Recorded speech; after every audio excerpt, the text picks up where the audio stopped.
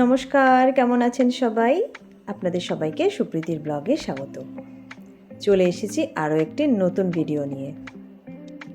এই ভিডিওটি হচ্ছে জলপাইগুড়িতে কিছুদিন আগে মাঘী পূর্ণিমাতে লোটা দেবীর পুজো হয়েছে আসাম মোড় পার করে হাই রোডের পাশে। এখানে যে নদীটি আপনারা দেখতে পাচ্ছেন, নদীটি হচ্ছে উত্তরবাহী নদী। এই নদীতেই কিন্তু গৌরীহাটের যে মেলা বসে, গঙ্গা স্নান হয়, সেই স্নান করা হয়। মানে এটা আমাদের গঙ্গা, কারণ গঙ্গা তো নর্মালি উত্তরবাহী নদী হয়, আমরা জানি সেটা। এবার আমরা নদী পার করে চলে এলাম আরেক পাশে, যেখানে মায়ের মন্দির রয়েছে। এই নদীর উপরে কিন্তু কোনো ব্রিজ নেই। যে ব্রিজটি আপনারা দেখতে পেলেন, এটা কিন্তু বছরে এই একটি সময়ই, শুধুমাত্র যে 7 দিন মেলাটি বসে, পুজো হয়, সেই সময় ব্রিজটি তৈরি করা হয়। জল একদমই কম, কিন্তু ওই যে ঠান্ডার মধ্যে কে জল ডেঙাবে বলুন তো, সেজন্য অস্থায়ীভাবে একটা ব্রিজ করা হয়। আমরা এবার এগিয়ে চলেছি মন্দিরের দিকে। এই মন্দিরটি বহু পুরনো এবং বলা হয় এই মায়ের কাছে, লোটা দেবীর মায়ের কাছে যা চাওয়া যায়, যা মানত করা যায়, সব নাকি পূরণ হয়। সেখানে একটা পুকুর রয়েছে পাশে। এই পুকুরের একটি মাহাত্ম্যও রয়েছে। ডান দিকে পুকুরটি রয়েছে, দেখুন অনেকেই পুজো দিচ্ছে, পুজোর সামগ্রীও পাওয়া যাচ্ছে। এর ডান দিক দিয়ে নেমে এটা হচ্ছে পুকুর। এই পুকুরে বলা হয়, যদি আপনি মায়ের কাছে কিছু চান এবং সেটা চেয়ে নিয়ে যদি আপনি কাঁচা দুধ পুকুরের মধ্যে দিয়ে দেন, যদি আপনার কথাটি মায়ের মনোপুত হয়, মা যদি আপনার কথা রাখেন, তাহলে নাকি দুধটি সোজা নিচে চলে যায়। আর যদি মনে হয় যে না, আপনার কথাটি মা রাখতে পারছেন না, কোনো অসুবিধা রয়েছে, তাহলে দুধটি ছড়িয়ে যায় পুকুরের জলে। আমার যদিও এটা শোনা কথা, আমিও সঠিক জানি না। আর মায়ের মন্দিরে আমরা চলে এসেছি। এখানে এখন পুজো হচ্ছে। চেষ্টা করছি সামনে থেকে মায়ের চেহারাটা আপনাদেরকে একটু দেখানোর। ওই দেখুন দূরে ছোট্ট করে দেখা যাচ্ছে। সামনে তো প্রচণ্ড ভিড়, যাওয়া যাচ্ছে না। দেখুন কি সুন্দর মায়ের মূর্তি। এই মায়ের মন্দিরের পাশেই যেখানে বাবার স্থান রয়েছে, মানে বেলগাছ রয়েছে, এই অংশটি, এখানে সবাই মোমবাতি ধূপকাঠি ধরান, পুজোও দেন। এবং যে পাথরের গিট লাগানো দেখতে পাচ্ছেন, দড়িগুলো, এগুলো সব মানতের। যদি আপনার মনের কোনো ইচ্ছে থাকে পূরণ করার জন্য, আপনি বাসনা করে থাকেন, সেটা মায়ের কাছে পুজো দিয়ে এখানে গিট দিয়ে রাখবেন।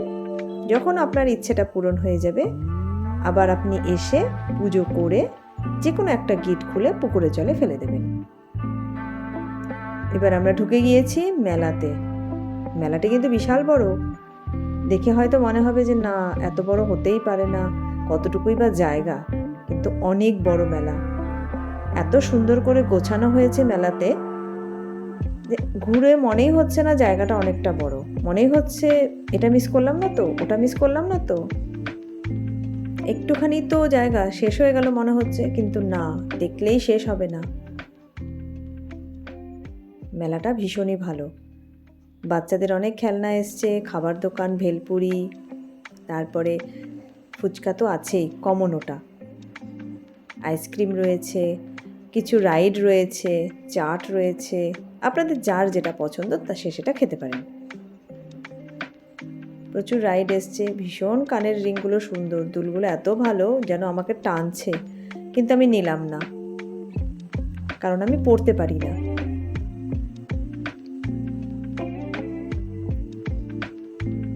দু রকমের ভেলপুরি।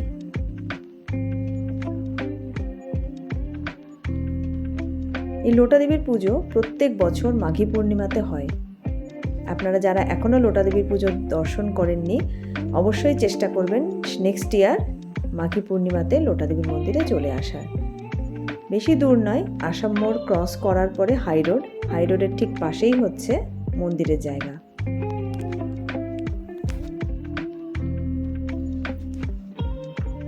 যারা কিছু কিনতে ভালোবাসেন, খেলনা বা ঘর সাজানোর জিনিস বা গৃহস্থালির জিনিস, বাটি, প্লেট, কাপ বা আদার্স কিছু, তাদের জন্য কিন্তু মেলাটি যথেষ্ট ভালো, কারণ বিভিন্ন রকমের জিনিস নিয়ে এসছেন দোকানিরা, আর অনেক সস্তায় পাওয়া যাচ্ছে।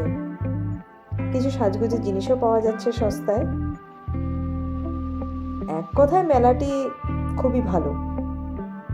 দেখুন, অনেকগুলো গলি পার হয়ে এলাম, কিন্তু মনেই হচ্ছে না এতগুলো গলি হতে পারে এইটুকু জায়গাতে। এত সিস্টেমেটিক হয়েছে মেলাটি এবার।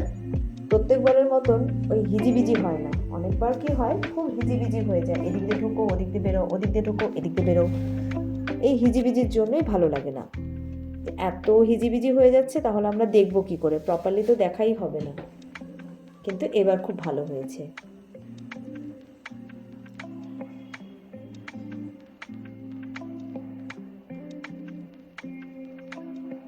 আপনাদেরকে আবার একটি ছোট্ট জ্ঞানের কথা বলি। ঠিক আছে, আমি না হয় আমার জ্ঞানটা আপনাদের সঙ্গে শেয়ার করছি, যদি আপনাদের ভালো লাগে নিয়েই দেখুন না। আমরা অনেকেই আছি যারা ভাবি হয়তো বন্ধু বান্ধবী জীবনের সব, হয়তো বন্ধুরা যা বলছে ভালোর জন্যই বলছে, বন্ধুরাই সব। কিন্তু আলটিমেটলি বন্ধুরাই কি সব হয়? এই যে মেলাতে যখন আমরা ঘুরতে যাই, তখন বন্ধুদের সঙ্গে গিয়ে একটা আলাদা অন্যরকমের আনন্দ হয়। কিন্তু বন্ধুদের সঙ্গে আনন্দের থেকেও যখন আমরা আমাদের পরিবারের লোকেদের সঙ্গে মেলাতে যাই, তখন যেন আনন্দটা আরও বেড়ে যায়। চেষ্টা করবেন যখনই কোনো রকম মেলা বা এরকম কোনো জায়গাতে যাবেন, পরিবারকে সঙ্গে নিয়ে যাবেন, দেখবেন ভীষণ ভালো লাগবে। কারণ দিন শেষে আমাদেরকে তো আমাদের পরিবারের সঙ্গেই থাকতে হয়। যতই রাগারাগি করি, যতই ঝগড়া ঝামেলা হোক, একে অপরকে ছাড়া কিন্তু থাকা যায় না। কি সত্যি বললাম তো? তাহলে আজকের জ্ঞানটা ভালোই দিলাম, বলুন। চেষ্টা করবেন যখনই কোনো অনুষ্ঠানে যাবেন, পরিবারের সঙ্গে যাবেন। বন্ধুদেরকে তো অবশ্যই সময় দেবেন, কিন্তু বন্ধুদেরকে সময় দিতে গিয়ে যেন পরিবারকে কম সময় না দেওয়া হয়ে থাকে।